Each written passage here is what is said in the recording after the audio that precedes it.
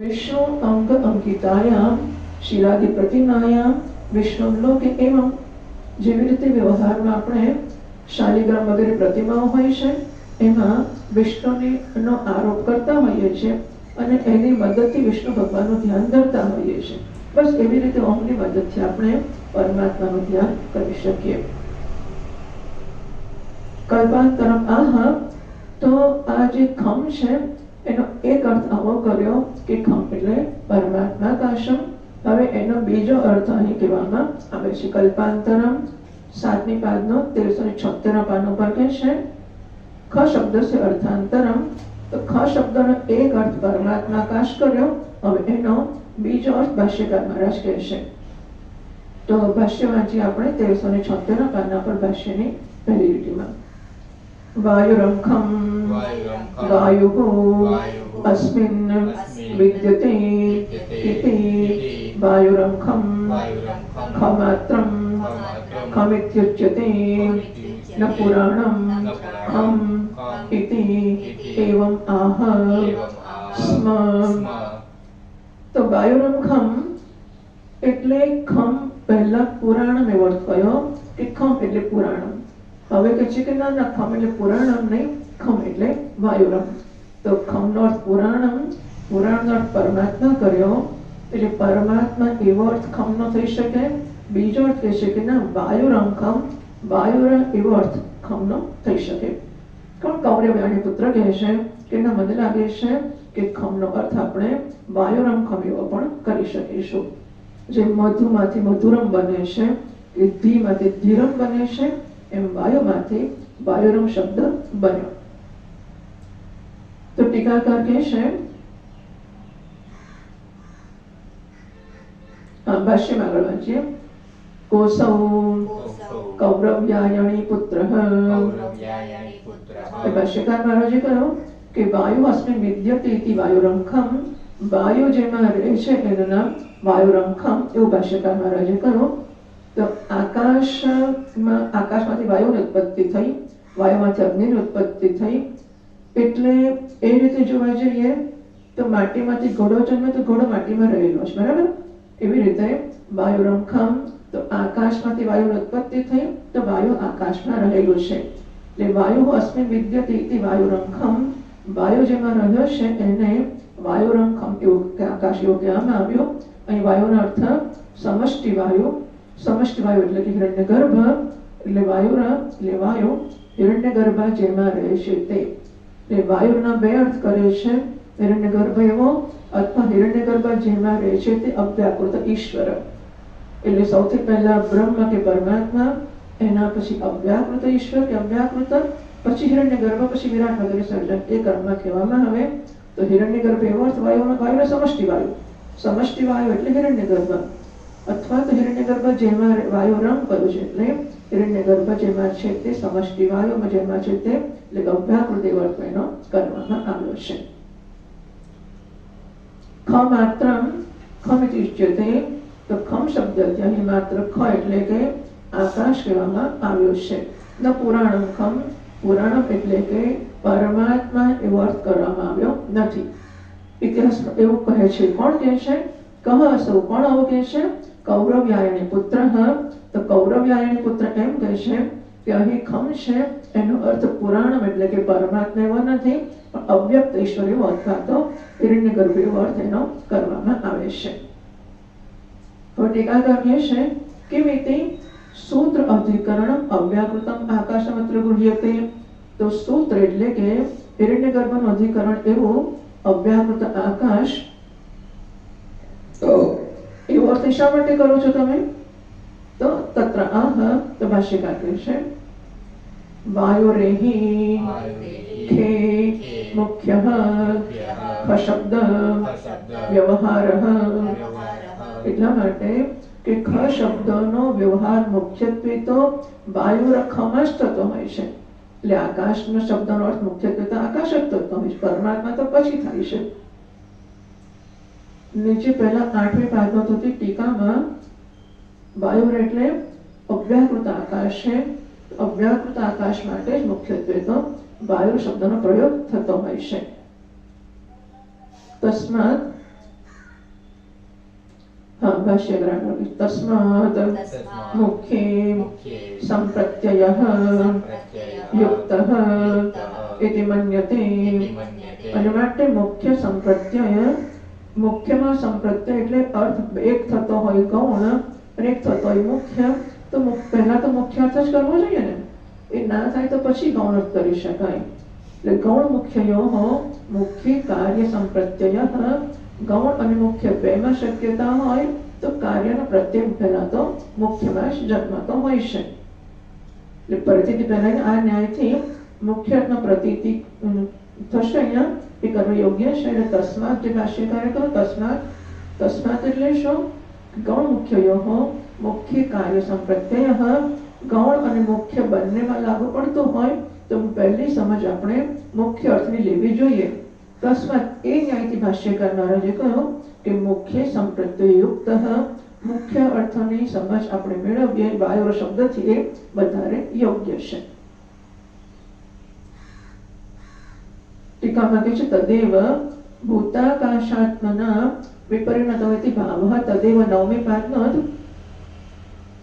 નનો ખ શબ્દસ્ય ભૂતાકાશે પ્રસિદ્ધ તરત્વાદ। હવે ટીકાકારે ભાષ્યકારે એમ કહ્યું કે ખ શબ્દનો અર્થ પરમાત્મા મોડો થાય છે। ખ શબ્દનો પહેલો અર્થ અવ્યાકૃત આકાશ થાય છે। તો ટિપ્પણકાર કહે છે કે ખ શબ્દનો મુખ્ય અર્થ તો પહેલા આકાશ જ થાય છે। આજે આકાશ દેખાય છે તે ભૂતાકાશ। તો ખ શબ્દનો મુખ્ય અર્થ સૌથી પહેલો જાણીતો હતો, એટલે એમણે કહ્યું પ્રસિદ્ધતર, વધારે પ્રસિદ્ધ। ખ શબ્દનો અર્થ એમણે જે કર્યો પેલો પુરાણમખમ પરમાત્મા, એ તો જરાય પ્રસિદ્ધ નથી। વાયુર એટલે હિરણ્યગર્ભ અર્થ કર્યો, એ કંઈક પ્રસિદ્ધ છે, પણ ભૂતાકાશ તો સૌથી વધારે પ્રસિદ્ધ છે। એટલે ખ શબ્દસ્ય ભૂતાકાશે પ્રસિદ્ધ તરત્વાત, ખ શબ્દ ભૂતાકાશમાં વધારે પ્રસિદ્ધ છે। તદેવ કિમ અત્ર ન ગૃહ્યતે, તો તમે મુખ્ય અર્થ લેવા માંગતા હોય તો ખ શબ્દનો અર્થ ભૂતાકાશ જ કરો ને, પછી શા માટે અવ્યાકૃત આકાશ કરો છો? એના જવાબમાં ટીકાકાર કહે છે, એના જવાબમાં ભાષ્યકાર ક્યાં છે 8મો, હા તો વાયુ રેખે તદેવ એ ટીકાકાર છે તદેવ ભૂતાકાશાત્મના વિવર્ણકમ ઇતિ ભાવઃ। તો તદેવ નવમી પાદનો કહે છે, અને 8મી હતી એ અવ્યાકૃત આકાશની હતી, આમ સોરી, એ વાયુ રહેતી એટલે અવ્યાકૃત આકાશમાં પ્રસિદ્ધ છે। પછી તદેવ ભૂતાકાશાત્મના વિપરિણતમ ઇતિ ભાવઃ, તો ટિપ્પણકાર કહે છે 9મી પાદમાં કે ખ શબ્દ ભૂતાકાશ અર્થમાં વધારે પ્રસિદ્ધ છે, તો તમે અવ્યાકૃતને બદલે ભૂતાકાશ અર્થ કેમ નથી લેતા? તો એના જવાબમાં ટીકાકાર કહે છે તદેવ ભૂતાકાશાત્મના વિપરિણતમ। તદેવ એટલે શું? અવ્યાકૃત આકાશમ એવ, અવ્યાકૃત આકાશ પછી આગળ જઈને ભૂતાકાશ બનશે ને। જેમ બ્રહ્મમાંથી અવ્યાકૃત થયું, અવ્યાકૃતમાંથી હિરણ્યગર્ભ થયું, તો હિરણ્યગર્ભ પછી આગળ જઈને એમાંથી આકાશનું સર્જન થશે ભૂતાકાશનું। અવ્યાકૃત આકાશમ એવ, અવ્યાકૃત આકાશ જ આગળ જઈને ભૂતાકાશના રૂપમાં પરિણામ પામશે। તથા ચ પરિણામ પરિણામિનોઃ અભેદાત ભૂતાકાશમ એવ વાયુર શબ્દેન વિવક્ષિતમ ઇતિ ભાવઃ। પરિણામ અને પરિણામી આ બંનેમાં અભેદ છે। તો પરિણામ એટલે ઘડો, પરિણામી એટલે માટી, બરાબર? પરિણામી પરિણામ જે પામે છે તે કારણ, પરિણામ જે જન્મ્યું તે કાર્ય। તો પરિણામી માટી અને પરિણામ ઘડો આ બંનેમાં અભેદ છે। એવી રીતે પરિણામી અવ્યાકૃત આકાશ થયું, પરિણામ ભૂતાકાશ થયું, તો બંનેમાં કારણ કે પરિણામી અને પરિણામનો સંબંધ છે, માટે બંને એક જ છે। એટલે માટી કહો કે ઘડો કહો સરખી જ વસ્તુ છે, એમ અવ્યાકૃત કહો કે ભૂતાકાશ કહો બંને એક જ વસ્તુ છે। અભેદાત બંનેનો અભેદ છે, માટે ભૂતાકાશમ એવ વાયુર શબ્દનો વિવક્ષિતમ ઇતિ ભાવઃ। માટે વાયુર શબ્દથી પહેલો અર્થ અવ્યાકૃત કર્યો, પણ છતાં એનું પરિણામ કે કાર્ય ભૂતાકાશ છે, માટે ભૂતાકાશ એવો અર્થ એનો કરવામાં કશું ખોટું નથી। તો ટીકામાં કહે છે તદેવ ભૂતાકાશાત્મના વિપરિણતમ ઇતિ ભાવઃ, તદ્વિત અવ્યાકૃત આકાશ છે એ જ ભૂતાકાશના રૂપમાં પરિણામ પામેલું છે। તર્હિ પક્ષદ્વય સંપ્લવમાને કસ સિદ્ધાંત સ્યાત, તો પછી બે પક્ષ થઈ ગયા. ટીકા 10મી પાદનો કહે છે તર્હિ વાયુર શબ્દેન ભૂતાકાશસ્ય વિવક્ષિતત્વે, વાયુર શબ્દથી ભૂતાકાશને જો વિવક્ષા હોય તો ઓંકારાખ્યે પ્રતીકે કારણ બ્રહ્મ દૃષ્ટિ તસ્મિન્નેવ ભૂતાકાશ અવચ્છિન્ન બ્રહ્મ દૃષ્ટિ ઇતિ પક્ષદ્વયે પ્રાપ્નોતિ સતિ. તો બે પક્ષ પ્રાપ્ત થયા કે ઓંકારાખ્ય પ્રતીકે કારણ બ્રહ્મ દૃષ્ટિ, ઓંકાર નામનું જે પ્રતીક છે, બરાબર, ઓંકારને પ્રતીક લઈને બ્રહ્મની ઉપાસના કરવાની છે. ઓંકાર જે પ્રતીક છે એના ઉપર શેની દ્રષ્ટિ કરવાની? કારણ બ્રહ્મની દ્રષ્ટિ અવ્યાકૃતની કરવાની કે તસ્મિન્નેવ ભૂતાકાશ અવચ્છિન્ન બ્રહ્મ દૃષ્ટિ, કે ઓંકાર નામના પ્રતીક ઉપર ભૂતાકાશથી અવચ્છિન્ન એવા બ્રહ્મની દૃષ્ટિ કરવાની. કોની દૃષ્ટિ કરવાની? તે પક્ષદ્વય પ્રાપ્નોતિ સતિ.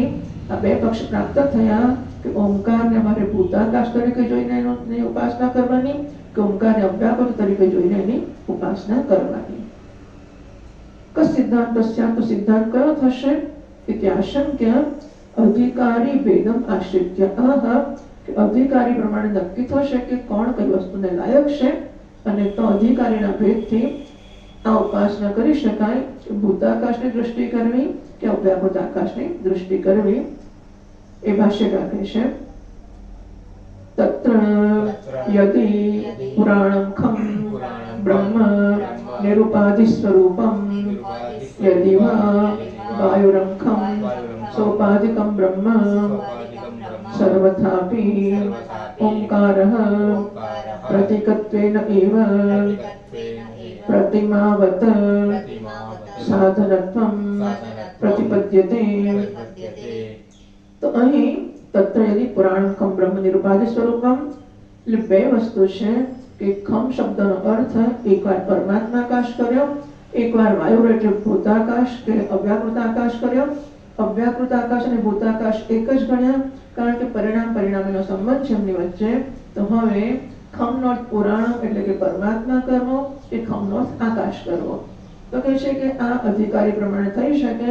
નિરુપાધિક બ્રહ્મની ઉપાસના કરવાની યોગ્યતા અધિકારીત્વ ધરાવતો હોય એ ખમનો અર્થ પરમાત્મા કરી શકે, અને સોપાધિક બ્રહ્મની ઉપાસનાની યોગ્યતા ધરાવતો એવો અધિકારી છે એ ખમનો અર્થ અવ્યાકૃત આકાશ અથવા તો ભૂતાકાશ એવો કરી શકે. સર્વથાપી, આ બંને કરવામાં બીજી પાદનો કે સર્વથાપી યથોક્ત ઉભય પ્રકારેણાપી, આ બંને પ્રકારમાંથી ગમે તે તમે ગ્રહણ કરો તો પણ ઓંકારઃ પ્રતીકત્વેન એવ પ્રતિમાવત સાધનત્વમ પ્રતિપદ્યતે. તો ઓંકાર છે એ પ્રતિમા જેમ સાધન છે એમ ઓંકાર સાધન તો બનશે. તમે એના ઉપર પરમાત્માની દૃષ્ટિ કરો, એના ઉપર આકાશની દૃષ્ટિ કરો, બંને સંજોગોમાં પ્રતિમા જેમ પરમાત્માના કે વિષ્ણુ ભગવાનના ધ્યાનનું સાધન બને છે, પ્રતીક બને છે, એમ ઓંકાર પ્રતીક તો બનશે બંને સંજોગોમાં.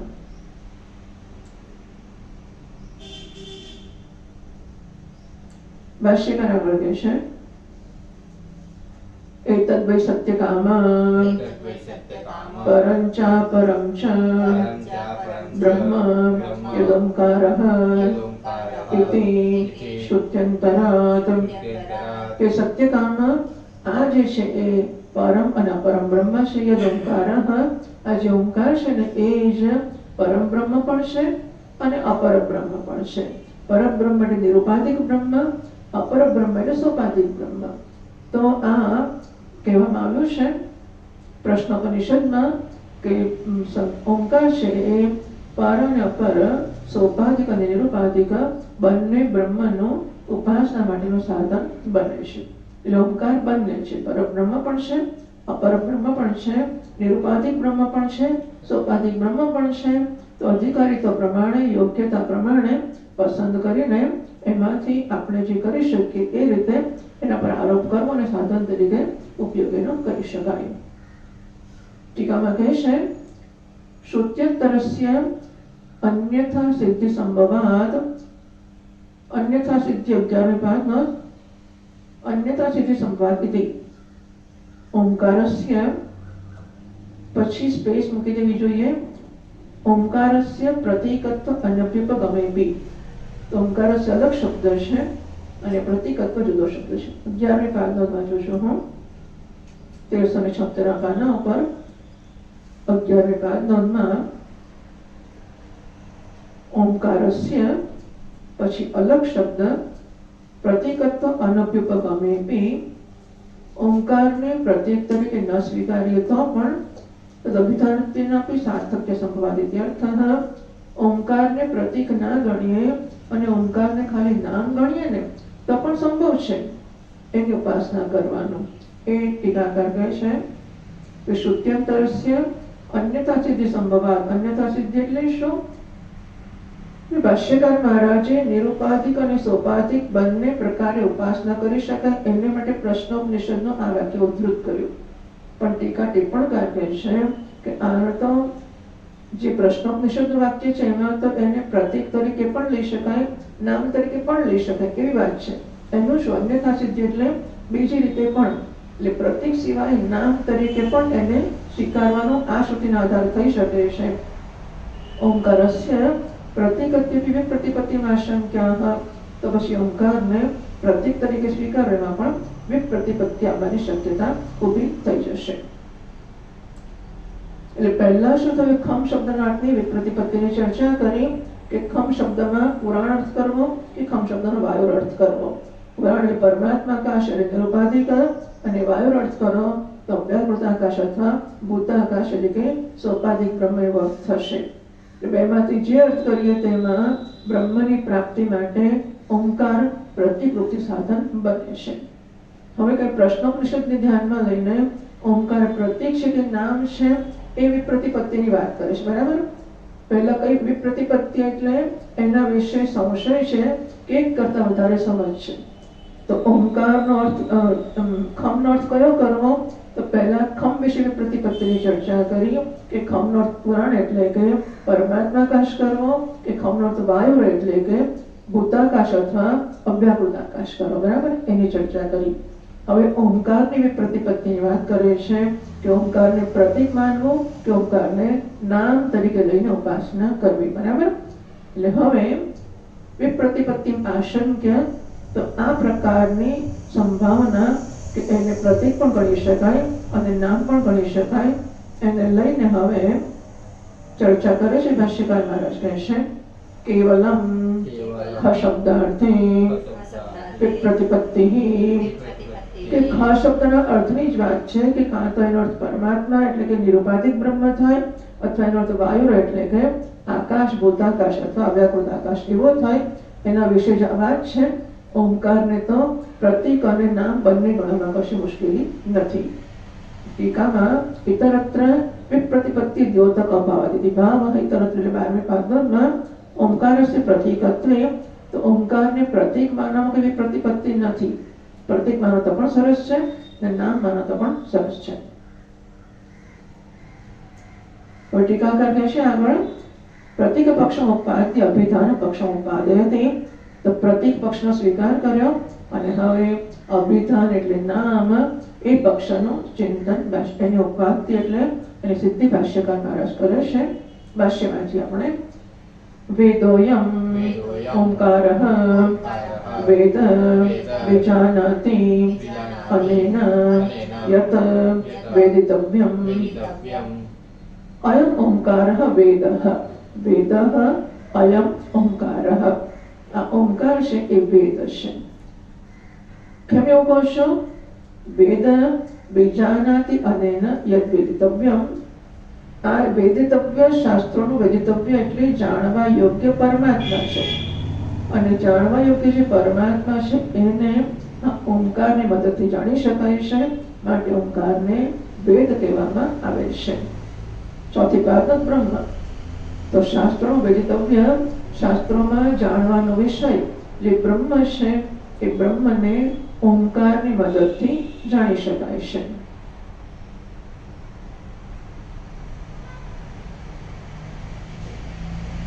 ટીકામાં તદ્ય પ્રપંચયતિ એને વિસ્તારથી હવે તસ્માત ભાષ્યવાંચી પહેલા તસ્માત વેદઃ ઓમકારઃ વાચકઃ અભિધાનમ.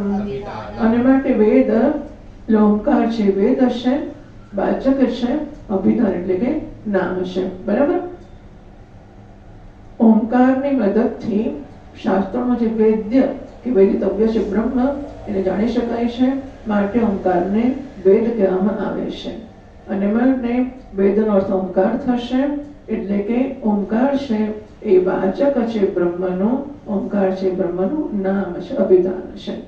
તસ્માત પાંચમી પાદનો બ્રહ્મ વેદનો સાધનત્વાદ, બ્રહ્મના જ્ઞાનનું સાધન છે માટે, અને અભિધાનમ કોનું છે? આત્મનઃ, એ આત્માનું નામ છે. ટીકામાં તદ્ય પ્રપંચયતિ 13મી પાદનો તસ્સ અભિધાનત્વમ એવ, ઓમકાર બ્રહ્મનું નામ છે એને હવે ભાષ્યકાર મહારાજ સમજાવે છે વિસ્તારથી. ભાષ્ય કહે છે તેન અભિધાનેન યત વેદિતવ્યમ બ્રહ્મ પ્રકાશ્યમાનમ અભિધીયમાનમ વેદ સાધકઃ વિજાનાતિ ઉપલભતે તદ્ય પ્રપંચયતિ. તો તેન અભિધાનેન, ઓમકાર જે નામ છે એનાથી, યત બ્રહ્મ વેદિતવ્યમ, જે બ્રહ્મ જાણવાનો વિષય છે, પ્રકાશ્યમાનમ, જે બ્રહ્મને એનાથી પ્રકાશિત કરવું, એટલે આમ લાઈટ ફેંકવી નહીં, પણ મને ખબર નહીં કે આ ફૂલ કયું છે અને તમે આવીને કોઈ આ જાસૂદ છે, તો તમે જાસૂદને એ શબ્દ દ્વારા ઓળખ આપીને મને જ્ઞાન કરાવ્યું, એટલે તમારા શબ્દે આ પુષ્પને પ્રકાશિત કરે એમ કહેવાય, બરાબર. આ ફૂલને પ્રકાશિત કરવું એટલે પ્રકાશ તો છે જ, અને આ ફૂલ પ્રકાશિત થાય છે, દેખાય છે. એટલે પ્રકાશિત કરવાનો અર્થ એવો નથી કે દેખાતો નહોતો, અંધારો તેને પ્રકાશ કર્યો, એવો અર્થ પણ હોઈ શકે, પણ જરૂર નથી કે એવો જ અર્થ હોય. આવો અર્થ પણ થઈ શકે કે મારી સામે મારા હાથમાં છે, હું જોઉં છું અને છતાં મને ખબર નથી કે જાસૂદનું ફૂલ છે, તો તમે જ્યારે કહો કે જાસૂદનું ફૂલ છે, ત્યારે તમારા શબ્દ આ પુષ્પની મને ઓળખ કરાવે છે, એ રીતે શબ્દએ આ પુષ્પને પ્રકાશિત કર્યું એમ કહેવાય. તો પ્રકાશિત કરવું એટલે એને ઓળખાવવું, એની સમજ આપવી. તો તેન અભિધાનેન, ઓમ એ નામથી, યત બ્રહ્મ વેદિતવ્યમ, બ્રહ્મ જે શાસ્ત્રોમાં જ્ઞાનનો વિષય છે, બધા શાસ્ત્રો ભણીને જાણવાનો તો બ્રહ્મને છે. શાસ્ત્રો જેને પ્રકાશિત કરે છે એ બ્રહ્મ ઓમની મદદથી, ઓમ એ નામની મદદથી એને આપણે જાણી શકીએ છીએ. ઓમ એને પ્રકાશિત કરે છે. અભિધીયમાન વેદ, આગળ ભાષ્યકાર કહે છે વેદ સાધકઃ વિજાનાતિ ઉપલભતે. તો તેન અભિધાનેન યદ વેદિતવ્યમ બ્રહ્મ પ્રકાશ્યમાનમ, તો એ અભિધાન કે નામ વડે જે બ્રહ્મ પ્રકાશ્યમાન છે, જે પ્રકાશિત થઈ રહ્યું છે, અભિધીયમાનમ જેનું નામ કહેવાય રહ્યું છે, તદ્વેદ સાધક, વેદ એટલે સાધક વિજાનાતિ ઉપલભતે, સાધક આ ઓમ એ નામની મદદથી બ્રહ્મ જે શાસ્ત્રોમાં જ્ઞાનનો વિષય છે એને જાણે છે, માટે એને વેદ કહેવામાં આવ્યું છે, અને ઓમ એનું નામ તરીકે ઓળખાય છે, બ્રહ્મ નામ. ભાષ્યકાર આગળ ગયું છે 1377 પાના પર ભાષ્યની પહેલી લીટીમાં તસ્માત વેદોયમ ઇતિ બ્રાહ્મણાઃ વિદુઃ, અને માટે બ્રાહ્મણો આ ઓમને વેદ એ નામથી ઓળખે છે. તસ્માત પહેલી પાદનો બ્રહ્મ વેદનો સાધનત્વાદ, બ્રહ્મના જ્ઞાનનું સાધન છે ઓમ, અને માટે બ્રાહ્મણો ઓમને વેદ એ નામથી ઓળખે છે. વેદ એટલે શાસ્ત્રમાં જે વેદનું જ્ઞાનનો વિષય છે બ્રહ્મ, એને જાણવાનું સાધન, અને ઓમ એ નામ બ્રહ્મને જાણવાનું સાધન છે, માટે વિદ્વાન પુરુષો કે બ્રાહ્મણો ઓમને વેદ નામથી ઓળખે છે. ટીકામાં વેદ ઇત્યત્ર આદો તશબ્દ દ્રષ્ટવ્યઃ,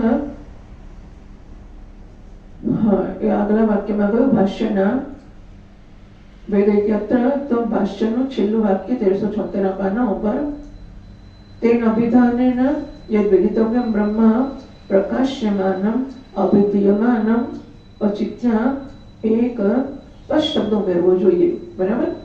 અભિધીયમાનમ પછી તદ્વેદ, કારણ કે યત છે ને, યત અને તત, જે આવ્યો તે ગયો, જે બોલ્યો એને માર ખાધો. તો જે પછી તે, તો અહીં યદ વેદિતવ્યમ જાણવાનો વિષય છે. પછી તે નથી લખ્યું ભાષ્યકારે, તો તે ટીકાકાર કહે છે કે આ જગ્યાએ ઉમેરવું કે જે બ્રહ્મનું અભિધાન ઓમ કરે, ઓમ નામ છે જે બ્રહ્મનું, એને તદ્વેદ, એને વેદ કહેવામાં આવે છે. બરાબર. યદ વેદિતવ્યમ બ્રહ્મ પ્રકાશ્યમાન અભિધીયમાનમ તદ્વેદ, જે બ્રહ્મને ઉપનિષદોથી પ્રકાશિત કરવામાં આવે છે ઓમ વડે, એને જાણે છે માટે એમના વેદ કહેવામાં આવે છે. 377 પાના પર ટીકાની પહેલી લીટીમાં બ્રાહ્મણ વિદુહિતિ વિશેષ નિર્દેશ છે તાત્પર્ય આહ. તો બ્રાહ્મણો જાણે છે તમે કેમ કહો છો? એનું તાત્પર્ય ભાષ્યકાર મહારાજ કહે છે તસ્માદ બ્રાહ્મણાનામ અભિધાનત્વેન સાધનત્વમ અભિપ્રેતમ ઓંકારસ્ય. અને માટે આ અભિધાનમ ઓંકારસ્ય અભિધાનમ ઓંકારસ્ય સાધનત્વેન બ્રાહ્મણાનામ અભિપ્રેતમ. તો બ્રાહ્મણોને આ બ્રહ્મના જ્ઞાનનું સાધન વિશેષ નિર્દેશાત, એટલે બ્રાહ્મણ શબ્દનો વિશેષ નિર્દેશ કર્યો છે. બીજી પાદનો અધ્યાય છે વિશેષ નિર્દેશાત, એટલે વિશેષ રૂપથી બ્રાહ્મણોનું નામ લીધું છે. એનો એવો સમજવો જોઈએ કે આ જે ઓમકાર નામ છે એ તસ્માત અભિધાનત્વેન ઓમકારસ્ય સાધનત્વમ, ઓમ નામ છે માટે બ્રહ્મના જ્ઞાનનું સાધન જેવું બ્રાહ્મણો જાણે છે.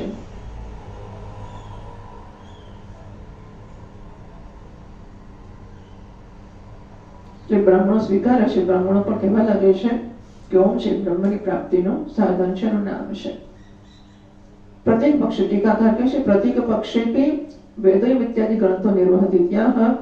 તો શું આ વેદ શબ્દ ઓમકારને નામ ગણીએ તો જ લાગુ પડશે કે વેદ શબ્દ ઓમકારને પ્રતિક ગણીએ તો લાગુ પડશે? બરાબર છે.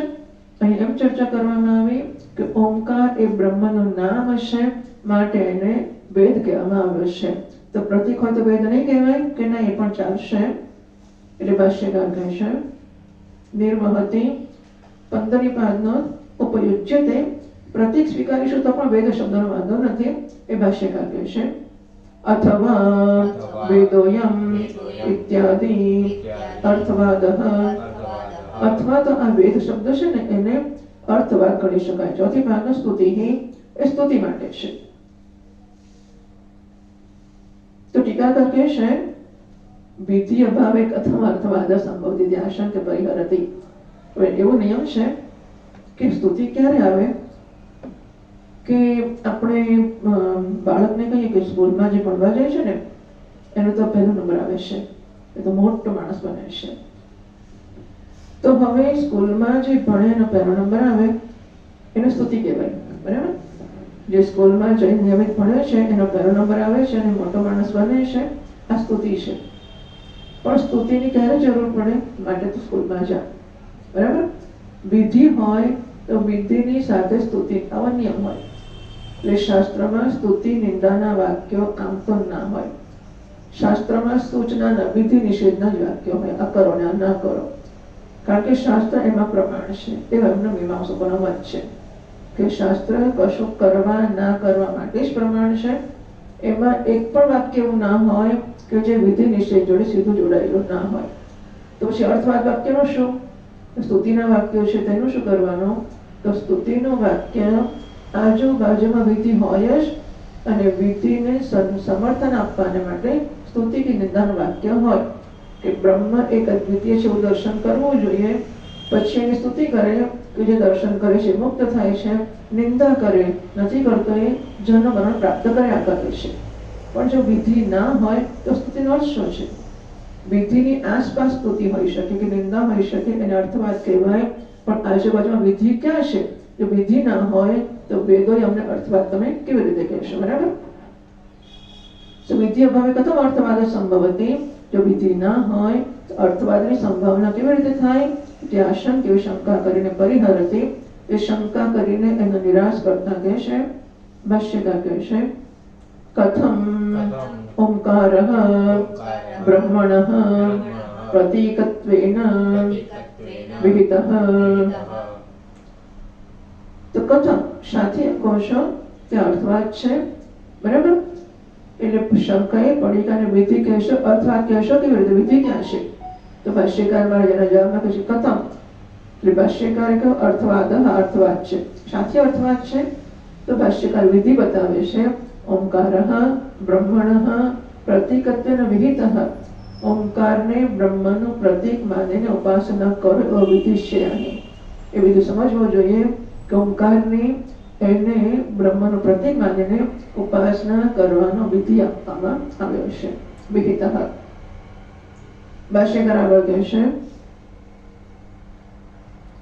ઓમ ખમ બ્રહ્મ ઇતિ સામાનાધિકરણ્યાત તસ્ય સ્તુતિઃ ઇદાનીમ વેદત્વેન ઓમ ખમ બ્રહ્મ તમે સાથે કહો છો કે આ વિધિ છે તો સામાનાધિકરણ્યની એ સામાનાધિકરણ્ય પદને કે એના જે ફિનોમિનન છે સામાનાધિકરણ જે કન્સેપ્ટ છે એને સમજવો કેટલો અગત્યનો છે મહાવાક્યનો અર્થ પણ સામાનાધિકરણથી સમજાય છે તત્તમસીમાં પણ તત્ અને ત્વમમાં સામાનાધિકરણ્ય છે એટલે સામાનાધિકરણની ઘટના સમજવી ફિનોમિનન કે કન્સેપ્ટ સમજવો અત્યંત અગત્યનો છે ઓમ ખમ બ્રહ્મ એમાં વિધાન સાથે કહો છો તો કે છે એમાં સામાનાધિકરણ્ય છે એટલે સામાનાધિકરણ્ય છે એટલે શું છે ખમ અને બ્રહ્મ એ બંને શબ્દો એક વિભક્તિમાં છે અને બંનેની પ્રવૃત્તિ ભિન્ન છે અર્થ બંનેનો એક જ છે બંને એક જ બ્રહ્મની વાત કરે છે ખમ અને બ્રહ્મ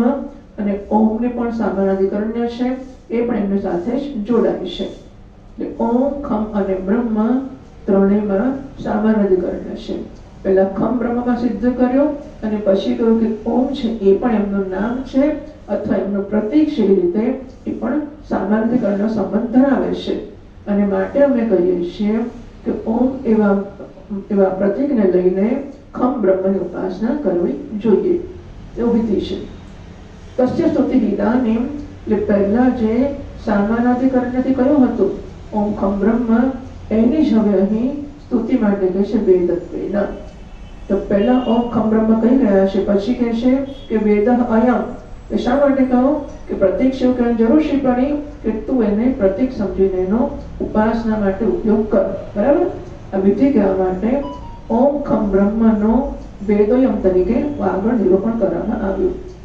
વેદત્વેન છઠ્ઠી પાદનો અર્થ તસ્ય પાંચમી પાદનો જો ભાષ્યની ત્રીજી લીટીમાં ઓમ ખમ બ્રહ્મ ઇતિ સામાનાધિકરણ્યાત તસ્ય સ્તુતિઃ બરાબર ઓમ ખમ બ્રહ્મ એ સામાનાધિકરણ્ય છે એ જે આગળ કહેવામાં આવેલું તેની સ્તુતિ છે તેની એટલે કોની તો પાંચમો પાદમાં કહે છે વિધે રોમોવા બોલો વિધે રોમોવા એટલે શું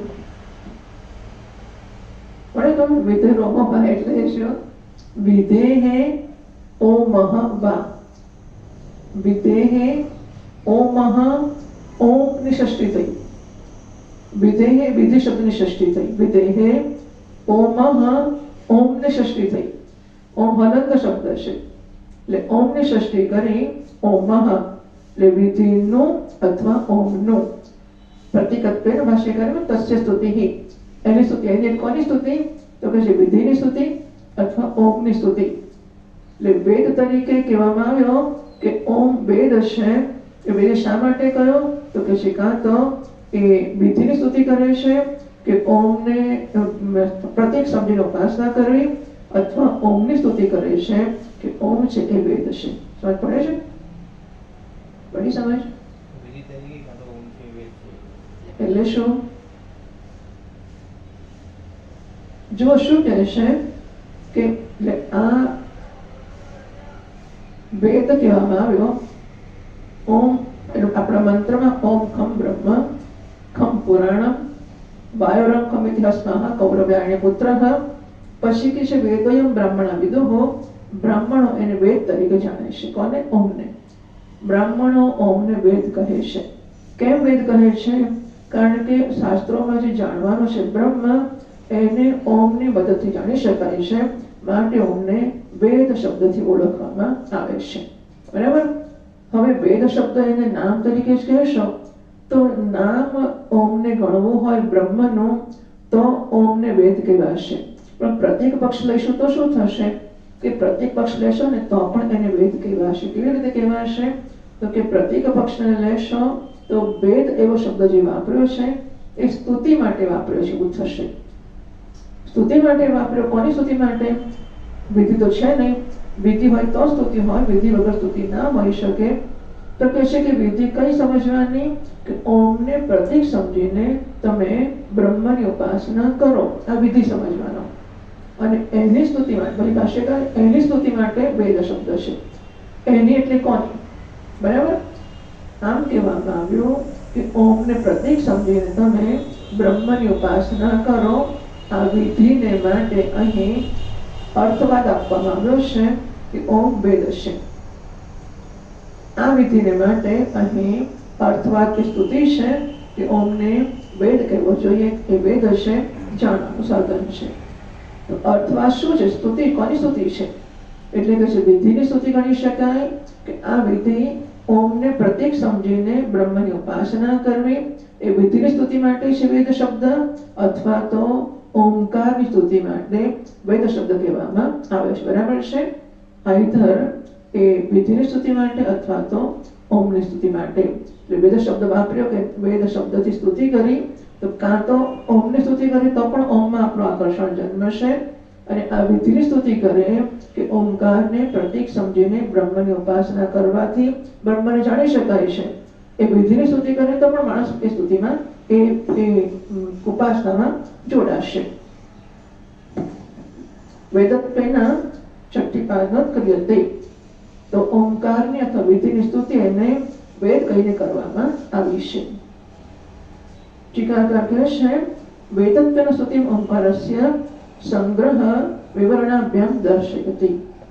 તો વેદ શબ્દ કહીને ઓમકારની સ્તુતિ કરી છે એ હવે સંક્ષેપમાં બતાવે છે અને પછી વિસ્તારથી પણ બતાવે છે. ભાષ્યકાર કહે છે સર્વો હિ અયમ વેદઃ ઓમકારઃ એવ. આ સમગ્ર વેદ છે ને ઓમકાર જ છે. ટીકાકાર કહે છે ભાષ્યમાં છે એતत् પ્રભવઃ એતદાત્મકઃ સર્વઃ ઋક્યજસામાદિ ભેદભિન્નઃ એષઃ ઓમકારઃ. આ ઓમકાર છે ને એ બધા આખો વેદ છે. એતत् પ્રભવઃ એમાં એતत् પ્રભવ એટલે એમાંથી જ જન્મ્યું છે. બરાબર. 7 ને 5 સંગ્રહ વાક્ય વિવરણ હતી. તો સંક્ષેપમાં કર્યો પહેલા કે આ વેદ છે ઓમકાર જ છે. હવે એનો વિસ્તાર કરે છે કેવી રીતે ઓમકાર વેદ છે તો કહે છે એતत् પ્રભવઃ એમાંથી બધું જન્મ્યું છે, એતદાત્મકઃ બધું એનું સ્વરૂપ જ છે, સર્વ એટલે બધું, એટલા માટે એને વેદ કહેવામાં આવ્યો છે. તો જો શાસ્ત્રોમાં ગીતામાં કર્મ બ્રહ્મોદ્ભવમ વિદ્ધિ બ્રહ્માક્ષર સમુદ્ભવમ, બ્રહ્મ અક્ષરમાંથી જન્મ્યું છે અને કર્મ બ્રહ્મમાંથી જન્મ્યું છે. ત્યાં કર્મ શેમાંથી? બ્રહ્મનો વેદ કર્યો છે. બ્રહ્મમાંથી કર્મ જન્મ્યું, વેદોમાંથી કર્મ જન્મ્યું છે અને વેદ અક્ષરમાંથી બ્રહ્મમાંથી જન્મ્યા છે. એટલે વેદોમાંથી કર્મ જન્મ્યું અને વેદો પરમાત્મામાંથી જન્મ્યા. હવે ઓમકારને બ્રહ્મ કર્યો એટલે ઓમકાર પરમાત્મા થઈ ગયો. બરાબર. ઓમ બ્રહ્મ છે, બ્રહ્મમાંથી વેદો જન્મ્યા છે એટલા માટે એનો અર્થ એવો થઈ ગયો. અને ઓમકાર બ્રહ્મ છે માટે ઓમકારમાંથી વેદો જન્મ્યા. શું થઈ ગયો? ઓમકાર અને બ્રહ્મ એક છે, બ્રહ્મમાંથી વેદો જન્મ્યા છે, પણ બ્રહ્મ અને ઓમકાર એક છે માટે ઓમકારમાંથી વેદો જન્મ્યા છે એવું પણ કહી શકાય. અને વેદ શું કરે છે? વેદ બ્રહ્મનું જ્ઞાન આપે છે. તો પછી ઓમકાર પણ બ્રહ્મનું જ્ઞાન આપે છે એવું કહેવાય ને. બરાબર.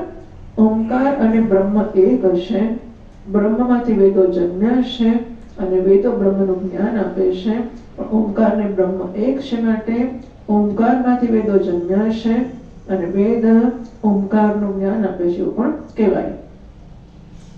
આ એક રીત છે કેવી રીતે એમાંથી બધું જન્મ્યું છે. અથવા તો શાસ્ત્રોમાં ઓમકારને અકાર, ઉકાર, મકાર, અને અમાત્રા કે અર્ધમાત્ર એનો બનેલો કહેવામાં આવે છે. મંડક માંડુક્ય વગેરેમાં પૂરતી ચર્ચા છે એની. તો ઓમકારમાં અકાર, ઉકાર, મકાર આ 3 વર્ણથી ઓમકાર બન્યો છે. આપણે મોઢું ખોલીએ તો મોઢું ખોલીએ તો અનો ઉચ્ચાર થાય છે. મોઢું બંધ કરે તો અને મ. મોઢું ખોલો એટલે ઉચ્ચારાય છે, બંધ કરે એટલે મ ઉચ્ચારાય છે. વર્ણમાળાનો પહેલો વર્ણ છે. આ ઈ અથવા અ ઈ ઉ તો વર્ણમાળા ગણવા જાઓ તો પહેલા જે અજ છે, સ્વરો છે, બધા અથી શરૂ થાય છે. અને વર્ણમાળા પૂરી ક્યાં થાય છે? ક ખ ગ ઘ ં ચ છ જ ઝ ય ટ ઠ ડ ઢ ણ ત થ દ ધ ન પ ફ બ ભ મ. સ્પર્શ વ્યંજનો મમાં પૂરા થાય છે. એટલે વર્ણમાળા શરૂ અથી થઈ, વર્ણમાળા પૂરી મથી થઈ. એટલે પહેલો અક્ષર અ છે, છેલ્લો અક્ષર મ છે.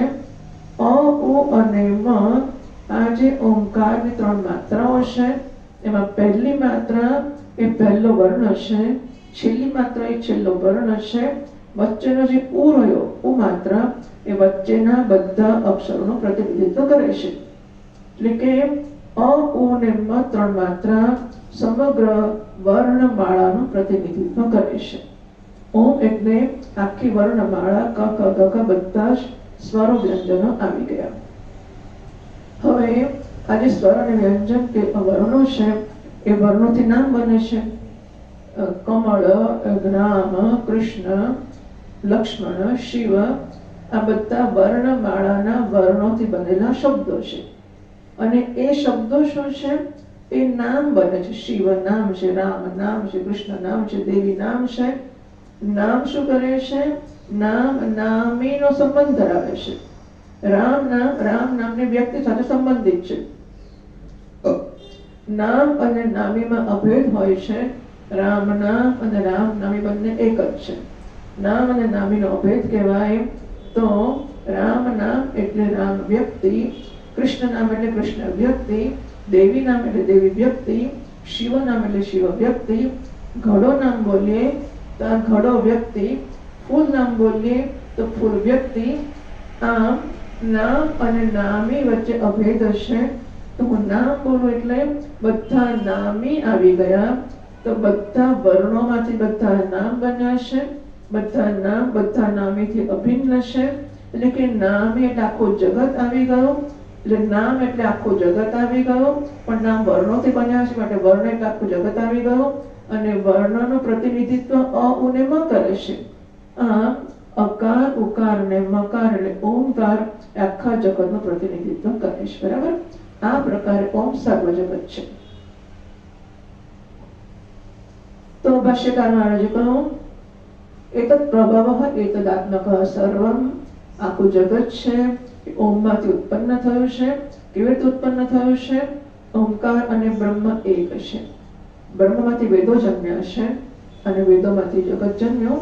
એટલે બ્રહ્મ એમાંથી વેદ જન્મ્યા અને વેદોમાંથી કર્મ બ્રહ્મોદ્ભવમ વિધિ. ત્યાં ભગવાને ગીતામાં કહ્યું કે કર્મ છે એ બ્રહ્મમાંથી એટલે કે વેદમાંથી જન્મ્યું છે. કર્મ વેદમાંથી જન્મ્યું છે. વેદ અને બ્રહ્મ એક છે. એટલે બ્રહ્મમાંથી વેદ જન્મ્યા, વેદોમાંથી કર્મ જન્મ્યું, પણ બ્રહ્મ અને ઓમ એક છે માટે ઓમમાંથી વેદ જન્મ્યા, એમાંથી કર્મ જન્મ્યો. તે રીતે ઓમકારને સમગ્ર જગતનું પ્રભવ સ્થાન કહેવામાં આવ્યું. એતદ પ્રભવઃ એમાં એતદ એટલે ઓમમાંથી બધું જન્મ્યું છે. એતદ આત્મકઃ એના સ્વરૂપ જ છે. કારણ કે ઓમકાર બ્રહ્મ છે. એટલે ઓમકાર બ્રહ્મ છે અને બ્રહ્મ સ્વરૂપ આખું જગત છે માટે ઓમકાર સ્વરૂપ છે. અથવા તો અઓમ માત્રાથી જોવા જાઓ તો પણ એ સર્વ છે. આમ એતદ પ્રભવઃ એતદ આત્મકઃ સર્વમ એટલે આખો વેદ છે એ એમાંથી જન્મ્યો, એમાંથી એનું સ્વરૂપ છે. ઋગ્યજુઃ સામવેદ ભિન્નઃ એવ ઓમકારઃ. અને એ જ ઋગ્વેદ, યજુર્વેદ, સામવેદ વગેરે વેદોમાં ભિન્ન છે. ચોથી સ્તુતિ 8મી પાદનો હતો વેદઃ. એટલે ઋગ્યજુઃ સામવેદ આ વેદોમાં ભિન્ન વેદો છે. એવો એષ ઓમકારઃ આ ઓમકાર છે. એટલે ઋગ્વેદ, યજુર્વેદ, સામવેદ વગેરે વેદોમાં ભિન્ન થયેલો જે વેદ છે એ કોણ છે? ઓમકાર છે, બરાબર? એમાંથી જન્યો છે અને એના સ્વરૂપ છે, તો બધા વેદો છે પણ ઓમકાર છે. ટીકાકાર કહે છે ઓમકારી સર્વસ્ય નામ જાતસ્ય અંતર્ભાવે પ્રમાણમ. આહા, બધા નામો ઓમકારમાં જોડાયેલા છે, સમાવિષ્ટ છે, અંતર્ભાવે સમાવેશ છે. તો બધા નામનો, એટલે જગતમાં જેટલા નામ છે બધા નામનો ઓમકારમાં સમાવેશ છે. તેવું કે આમાં પ્રમાણ શું છે? તો ભાષ્યકાર પ્રમાણ આપે છે. ભાષ્યમાં જે તદ્યથા શંકુના સર્વાણી પર્ણાની ઇત્યાદિ શ્રુત્યંતરાત. તો શંકુના સર્વ, શંકુનો અર્થ થાય છે પેલી એને રેસાઓ, વેઇન્સ. તો પીપળાનું પાન જુઓ ને, પીપળાના પાનમાં અંદર એની નાની નસો એ ચારે બાજુ ફેલાયેલી હોય છે. યથા શંકુના પર્ણની સંતૃપ્નાની એ વાક્ય ટિપ્પણકાર આપે છે. નવમી પાદમાં આપી જુઓ. નવમી પાદમાં જે ભાષ્યનું જે વાક્ય છે તદ્યથા શંકુના સર્વાની પર્ણાની, એની આગળનું નીચે લખે છે સંતૃપ્નાની, જેમ બધા પાંદડાઓ એમાંની નસો વડે વ્યાપ્ત છે, ભરાયેલા છે, એવી રીતે સંતૃપ્નાની એવમ, એવી રીતે ઓમકારેણ સર્વાવાક સંતૃપ્ના, એવી રીતે ઓમકાર વડે બધી વાણી વ્યાપ્ત છે. માટે ઓમકાર એવો એકદમ સર્વ માટે ઓમકાર આ બધું છે. તો વાણી, વેદો પણ વાણીથી બન્યા છે. એટલે અક્ષરો અકાર ઉકાર મકાર આખી વર્ણમાળાનું પ્રતિનિધિત્વ કરે છે. અક્ષરો જ વેદ બનાવે છે, કારણ કે એ પણ લખેલા શબ્દો છે. તો શબ્દો એટલે વર્ણો અને વર્ણો એટલે ઓમકાર. એટલે ઓમકાર જ બધા વેદ છે. અને ઉપનિષદ પ્રમાણ છે કહેવા માટે કે જેવી રીતે સર્વાણી પર્ણાની શંકુના સંતૃપ્નાની બધા પાંદડાઓ એમાંની નસો વડે કેવા ચારે બાજુથી વ્યાપ્ત હોય છે, એવો સર્વાવાક ઓમકાર સંતૃપ્ના એમ બધી વાણી છે ઓમકાર વડે ચારે બાજુ ફેલાયેલી છે. એટલે કે ઓમકાર જ વર્ણો છે, વર્ણોથી નામો છે અને નામોથી નામી છે. આમ આખું જગત એના વડે વ્યાપ્ત છે.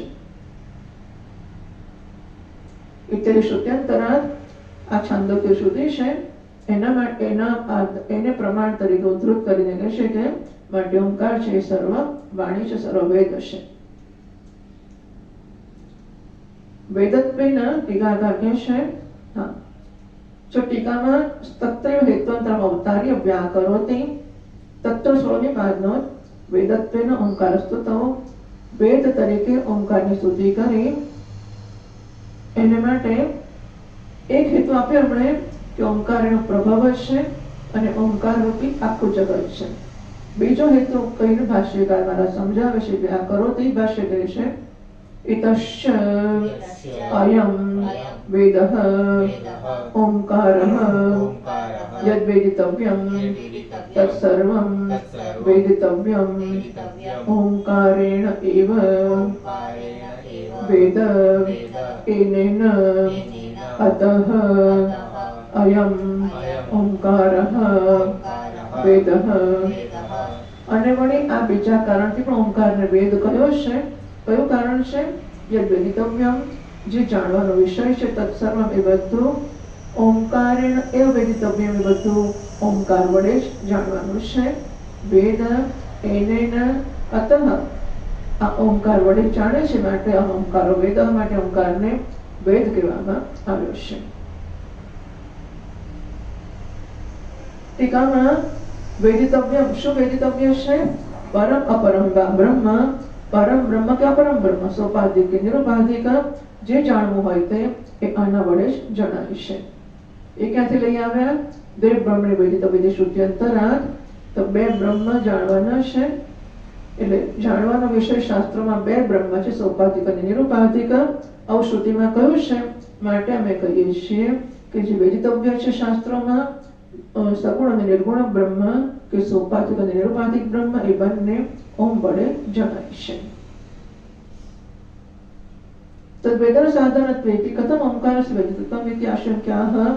ભલે ઓમકાર છે એ તદ એટલે 17મી પાદમાં બ્રહ્મ, ઓમકાર બ્રહ્મના જ્ઞાનનું સાધન છે. ભલે એ અમે સ્વીકારીશું, ચાલો, પણ માટે કથમ ઓમકાર વેદત્તમ, તો ઓમકારને વેદ શું કામ કરશો? તમને તમારું જ્ઞાનનું સાધન તમારા કપડાં છે, તમારા ચશ્મા છે, કે તમારું ઘર છે, કે આ બસ આ જ રામ, આ રામ તો ઘર છે રામનું. પેલો રામ શોધે છે કે રામ ક્યાં છે, રામ ક્યાં છે, રામ ક્યાં છે, પણ દૂરથી બતાવે મકાન કે આ રામ છે, આ તો ઘર છે, રામ ક્યાં છે? એ વાત સાચી છે, ઘર છે, રામ નથી, પણ એ ઘરમાં તમને રામ મળી જશે. બરાબર? એટલે ઘરને પણ રામ તરીકે ઓળખે, રામની પ્રાપ્તિનું સાધન છે માટે. તો ઓમકાર બ્રહ્મની કે વેદની પ્રાપ્તિનું સાધન છે માટે ઓમકારને પણ અહીં એ નામથી બોલાવવામાં આવે છે. એટલે ઓમકારને વેદ કેમ કહશો? એ શંકા કરીને ભાષ્યકાર મહારાજ કહે છે, ઇતરસ્યાપી વેદસ્ય વેદત્વમ અતઃ એવ આ કારણથી કે એમાંથી જ ઇતરસ્યાપી વેદસ્ય વેદત્વમ, તો બીજો જે વેદ છે ઋગાદેહે, તો ઋગ વગેરેને વેદ કેમ કહેવામાં આવે છે? એટલા માટે કે ઓમકાર એમને જાણવાનું સાધન છે અને ઓમકારનું નામ વેદ છે માટે વેદોને વેદ કહેવામાં આવે છે. હા, ઋગ યજુષ વગેરેનું નામ વેદ કેમ પડ્યું છે? કે ઓમકાર એમના જ્ઞાનનું સાધન છે અને ઓમકારને વેદ કયો. કેમ વેદ કયો? વેદ તત્વ એનાથી જણાય છે એટલા માટે. તો વેદનું જ્ઞાન, જે વેદમાં જે જ્ઞાતવ્ય છે બ્રહ્મ, એનું જ્ઞાન ઓમકારથી થાય છે માટે ઓમકારને વેદ કયો છે અને માટે જ ઋગ યજુષ વગેરેને પણ વેદ કહેવામાં આવ્યા છે. અતઃ એટલે વેદિતવ્ય વેદના હેતુત્પાદેવ, વેદિતવ્ય જ્ઞાનનો વિષય બ્રહ્મ, વેદન હેતુત્પાદ જ્ઞાનનો વિષય જે બ્રહ્મ છે એને જાણવાનું કારણ ઓમ છે એટલા માટે જ ઓમ, અને ઓમનું નામ વેદ છે માટે વેદોને પણ વેદ કહેવામાં આવ્યા છે. પ્રતીક પક્ષ વાક્ય યોજના નિગમયતી, આ યોજના ઓમકારને સોપાધિક નિરુપાધિક બ્રહ્મના પ્રતીક તરીકે લઈને ઉપાસના કરવાની કહેવામાં આવી. એનું નિગમન કરતા હોય ભાષ્યકાર કહે છે, તસ્માત વિશિષ્ટઃ અયમ ઓમકારઃ સાધનત્વેન પ્રતિપત્તવ્યઃ ઇતિ, અને માટે આ જે ઓમકાર છે વિશિષ્ટ છે, સાધનત્વેન પ્રતિપત્તવ્યઃ, તસ્માત 11મી પાદ નોંધ, યથોક્ત નિત્ય વેદત્વાત, આ રીતે ઓમકાર વેદ છે બતાવ્યો. વિશિષ્ટ એટલે ગાયત્રાદિ આલંબનેભ્ય પ્રશસ્ત, ગાયત્રી મંત્રો વગેરે આમ તો ભગવાનની પ્રાપ્તિના સાધન ખરા, પણ ઓમકાર તો જાણે મોટી જુદી જ વસ્તુ છે. હા, બીજા બધા મંત્રો કે સાધનો કરતા ઓમકાર છે શ્રેષ્ઠ છે, સૌથી નજીકનો છે અને પ્રિય સાધન છે. અત્યારે ઓમકારનું પ્રકરણ છે એટલે ઓમકારની સ્તુતિ માટે આ કહ્યું છે એવું માનવામાં વાંધો નથી. વાત સાચી કે ઓમકાર ભગવાનનું સૌથી નજીકનું સાધન છે, પણ એનાથી એક ગેરસમજ એવી ઉત્પન્ન થાય કે જે મંત્ર કરતા હોય છોડી દેવાનો, ઓમકાર જ કરવો. બરાબર? એટલા માટે આપણે આ વાત કરીએ છીએ કે ઓમકાર ગાયત્રી મંત્ર માટે એક તકલીફ છે ને, બધા જ લોકોને ગાયત્રી મંત્ર કરવો છે, સ્ત્રી પુરુષ કે ગમે તે વર્ણ, ગમે તે જાતિ, ગમે તે હોય, હું ગાયત્રી મંત્ર કરું. તો ગાયત્રી મંત્ર વૈદિક મંત્ર છે અને વૈદિક મંત્રમાં સ્ત્રી શૂદ્રનો અધિકાર નથી. એટલે ગાયત્રી મંત્રમાં સ્ત્રીઓનો અધિકાર નથી. તો જેમણે આપ્યા જે કરે એમની પોતાની વાત છે, પણ શાસ્ત્રોક્ત રીતે કહેવા જઈએ તો ગાયત્રી મંત્રમાં સ્ત્રીઓનો અને શૂદ્રનો અધિકાર નથી. આ જે ગાયત્રી મંત્ર છે પણ એટલો બધો પ્રભાવશાળી છે અને સ્તુતિ એટલી થતી હોય છે ગાયત્રી મંત્રની, એટલે બધાને ગાયત્રી મંત્ર જ કરવો હોય છે.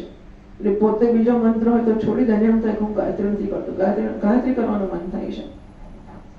એવી રીતે એમ કહેવામાં આવે કે એ ગાયત્રી મંત્ર કરતા ઓમકાર ચડી જતો છે. બસ, તો પછી માણસ એવું થાય કે ગાયત્રી મંત્ર પણ છોડી દઉં અને ઓમકારના મંત્ર શરૂ કરું, તો એવું જરૂરી નથી હોતું. દરેક મંત્રના અધિકારી હોય છે. ઓમકારને માટે તો સંન્યાસીઓનો જ અધિકાર છે એવું કહે છે. એટલા માટે કે ઓમકારનો જપ, અલબત્ત ઓમકાર એને એટલે પ્લુત ઉચ્ચાર, એટલે ઓમ એવો જે લાંબો હોય ને એવા ઓમકારના ઉચ્ચારમાં એ વૈરાગ્ય જન્માવનાર મંત્ર છે. ઓમકાર મંત્રનો જપ છે આવા પ્લુત દીર્ઘ ઓમકાર એ વૈરાગ્ય જન્માવનાર છે. અને વૈરાગ્ય હોય તો જ એનો મંત્ર કરી શકાય, જપ કરી શકાય. હવે જો ઓમકારનો જપ કરે કોઈ ગૃહસ્થ છે, કોઈ માતા છે, કોઈ બહેન છે, જેને પોતાનો વ્યવહાર ચલાવવો છે ને ચલાવવા માંગે છે, ચલાવવા આવશ્યક પણ છે, એ ઓમકારનો જપ કરે તો કટાણે વૈરાગ્ય પ્રાપ્ત થાય, એની વ્યવસ્થા ખોરવાઈ જાય. એટલે અધિકારીત્વ પ્રમાણે ઓમકારનો જપ કરવાનું કહેવામાં આવે છે. અને માટે ઓમકારનો જપ શ્રેષ્ઠ છે એવું લખ્યું છે, પણ દરેકમાં અધિકારી હોય. કોને માટે શ્રેષ્ઠ છે એ નક્કી કરવું જોઈએ અને પછી એ કરવું. બાકી જે માણસ જે કરે સારું છે, ગુરુજીનો આપેલો મંત્ર કરીએ શ્રેષ્ઠ છે. એટલે એમાં અમુક મંત્ર સારો કે અમુક ખોટો નથી હોતો. ગુરુજીમાંની શ્રદ્ધા કે મંત્રમાંની શ્રદ્ધા કામ કરે છે અને જે માણસ જે કરતા એ પોતાના માટે શ્રેષ્ઠ છે. એ પ્રકારની શ્રદ્ધા સાથે કરો અને નાના મોટા કારણો કે નિમિત્તો મળે કે તરફ મંત્ર બદલી કાઢવો, એમાં પડવા જેવું નથી હોતું. અહીં કહ્યું છે ઓમકાર છે એ ગાયત્રી વગેરે આલંબનો કરતા પણ પ્રશસ્ત છે, સ્તુતિ યોગ્ય છે. તસ્માત ભાષ્યમાં કહે છે તસ્માત વિશિષ્ટ ઓમકાર સાધકત્વેન પ્રતિપત્તવ્યઃ તેરે બાદમાં તત્ર બ્રહ્મ દૃષ્ટિ કાર્ય. એટલે ઓમકાર એ ઉત્તમ સાધન છે, માટે ઓમકાર ઉપર બ્રહ્મની દૃષ્ટિ કરવી જોઈએ.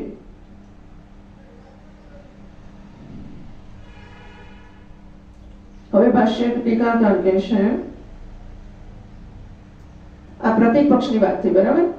અભિધાન પક્ષે પ્રતિક પક્ષે ચ એકમ વાક્યમ એકૈકત્ર યોજયિત્વા પક્ષદ્વયે સાધારણ્ય યોજયતિ.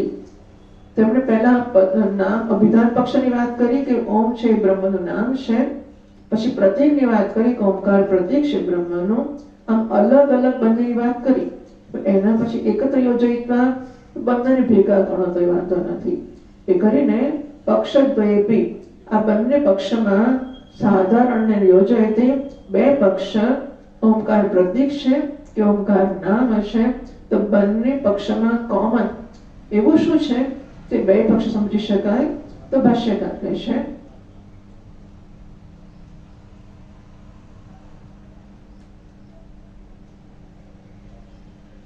અથવા વેદઃ સહ કહ અસૌ. તો અથવા તો એ વેદ છે, કહ અસૌ એ કોણ છે જે વેદ છે. તો ભાષ્યકાર કહે છે યમ બ્રાહ્મણઃ વિદુઃ ઓમકારમ. તો બ્રાહ્મણો જેને ઓમકાર કહે છે ને એ વેદ છે. હવે આ જે થયું એ તમે આપણે આપણો મંત્ર જુઓ 1355 પાન ઉપર.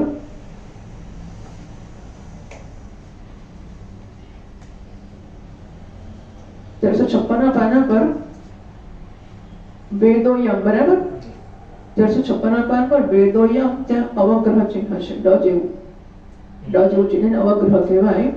એટલે વેદઃ અયમ એવો શબ્દ છે, વેદઃ અયમ. અને સંધિથી એને અવગ્રહ લાગ્યો, અલોપ થયો અને અવગ્રહ થયો, વેદનો વેદો થયો. વેદઃ વિસર્ગ તેનો ઓ થઈને ઓ થઈ ગયો અને અયમમાં અવગ્રહ લાગ્યો, અવલોપ થયો. એટલે જુદું પાડો તો વેદઃ અયમ એવા શબ્દો છે. લખ્યું શું છે વેદોયમ, બરાબર. વેદોયમ લખ્યું છે, વચ્ચે અવગ્રહ છે. આ તો શ્રુતિ પરંપરા છે, લખવાની પહેલા વસ્તુ નહોતી, શ્રવણથી જ ચાલતું હતું. એટલે વેદોયમ બોલાય ત્યારે વેદઃ અયમ એવું ન પણ હોય અને વેદો યમ, બરાબર. વેદઃ અયમ એવું ન હોય તો વેદો યમ, એટલે યમ વેદઃ. વેદો તો વેદઃ માંથી થયું, એટલે વેદઃ અયમ ને બદલે યમ વેદ એવું પણ થઈ શકે. બીજો જે અર્થ કરે છે એ યમ લઈને કરે છે, પહેલા અયમ લઈને કર્યો, અયમ ઓમકાર વેદઃ. હવે યમ વેદ એ પ્રકારે અર્થ કરે છે. તો 1307 પાના ઉપર ભાષ્યકાર મહારાજે કહ્યું યમ બ્રાહ્મણઃ વિદુઃ ઓમકારમ. તો યમ એ મૂળ શ્રુતિમાંથી આવ્યો. વેદ અયમ, એમાં વેદ યમ જે છે ને એ યમ આ પહેલો ભાષ્યનો શબ્દ છે. યમ બ્રાહ્મણઃ વિદુઃ ઓમકારમ સહ ઓમકારઃ વેદઃ. યમ બ્રાહ્મણઃ વિદુઃ સહ વેદઃ.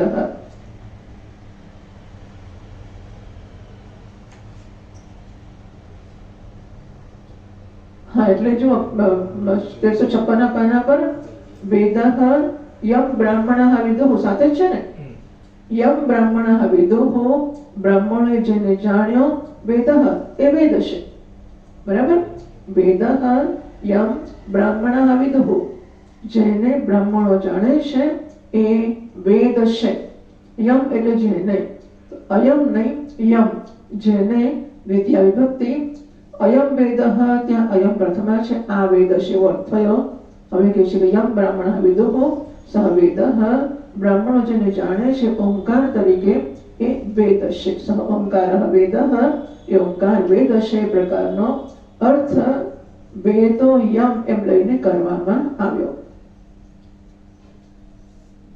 ભાષ્યકાર કહે છે આગળ બ્રાહ્મણાનાં હિ असौ प्रणव उद्गीतादि विकल्पैः विज्ञेयः तो ब्राह्मणो वडे आ जे छे प्रणव के ओंकार एने ज प्रणव शब्दथी कहेवामां आवे छे उद्गीत शब्दथी कहेवामां आवे छे आ बधा शब्दो ओंकारने माटे ब्राह्मणो वापरे छे उद्गीत 14મી પાઠમાં આગળના પ્રસ્તાવ પરિહારો પ્રતિહારો तो सामवेदना आ जुदा जुदा सामना नाम है उद्गीत एक साम है प्रस्ताव साम है प्रतिहार साम है हूँ वाँचू छू 1377 पाना पर 14મી पाठ भाषा छेल्लो शब्द प्रणव उद्गीता उद्दी विकल्पैः तो प्रणव उद्गीत वगैरह शू है कि ओंकार नाम है एने प्रणव तरीके पण ओळखवामां आवे छे उद्गीत तरीके ओळखवामां आवे छे प्रस्ताव तरीके ओळखाय छे प्रतिहार तरीके ओळखाय छे जुदा जुदा सामोना नाम છે બધા નામથી પણ ઓમકારને ઓળખવામાં આવે છે